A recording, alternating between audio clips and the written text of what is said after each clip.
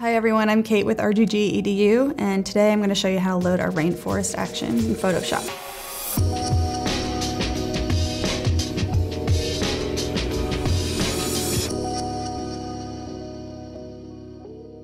So first of all, if you've never used actions before, there are a couple ways to get to our actions panel. The first one is to click this little arrow over here, and that'll open that up.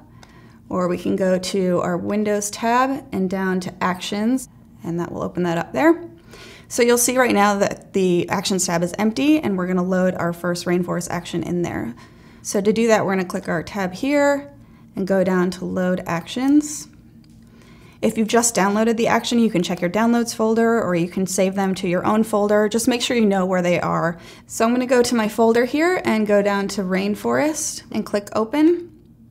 And you'll see in our Actions panel here now we've got a set, and if we expand that, here is our first action. And so to run this, we just hit our play button here, and we've loaded our first action.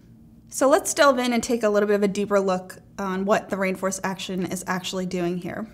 I'm just going to close this guy so you can see the image. And if I toggle this on and off, you'll notice a couple things are happening. One, we're increasing the saturation significantly. So if you take a look at the greens and the blues in particular, we're adding a lot of depth and richness by increasing the saturation. You'll also notice that her saturation in her skin tone and in her clothing is also increasing. When I designed this particular action, I had in mind sort of a commercial look. To me, that means something a little bit more high key. We bring in that saturation and really make it pop, and then we brighten it to have this light, airy effect. So if I expand this down here, notice that we've got a couple different groups. And we start down here with adding contrast and saturation. And as you can see, each of these individual layers are named, so you'll be able to have an understanding of what each of them is going to accomplish. So for here, we've got balance of luminosity, and what this is going to do is it's going to affect our saturation and the luminosity of the greens. This particular action works really well for any kind of landscape image or something that has a lot of green in it. I know a lot of photographers struggle with greens in particular in imagery, so this is going to have a really nice effect on that. Again, you'll see some layers on brightening shadows, adding some vibrancy and warmth. All of these different layers are going to build up subtly, and then eventually it's going to create this really nice, well-balanced saturation increase and contrast increase. Instead of just taking the hue saturation slider and cranking up saturation, this is going to have a much more subtle effect, and it's going to have a nice, more uniform color consistency. And then basically what I've done is I've duplicated that group just to amplify that a little bit more. And if you look at the image and you say, okay, well maybe this is taking it a little bit too far, you can toggle this on and off. So that kind of backs that down a little bit. We still get the saturation increase and the contrast increase. It's still a little bit brighter, but it's a little bit more subtle than if we had the action running at full speed. I just want to point out too that all of these layers are labeled in a way that you should have a decent understanding of what is happening when you toggle that layer on and off. So if you want to make an adjustment to a particular aspect, you may be able to just go in and scroll through and say, you know what, maybe there's too much contrast in the image, I'm going to turn this off. And that way, even if you don't necessarily know how to use a particular layer or you're not familiar with how curves work, you'll be able to identify through the label of that layer how that is going to affect the image.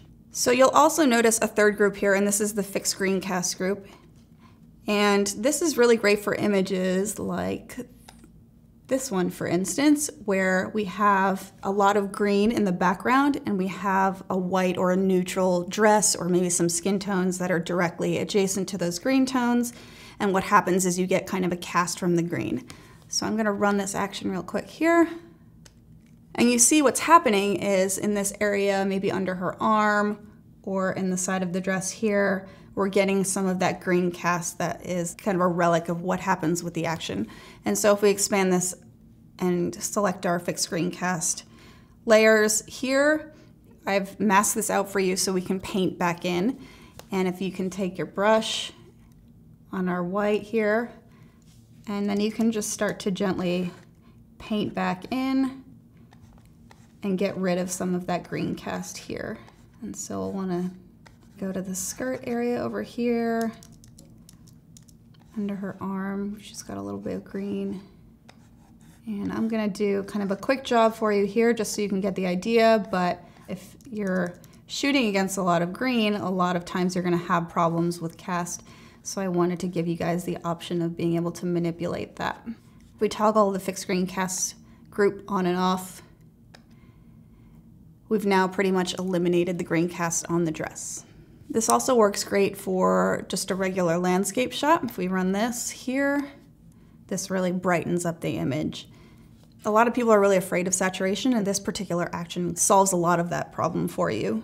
And it creates these beautiful green tones without looking overly saturated or overdone.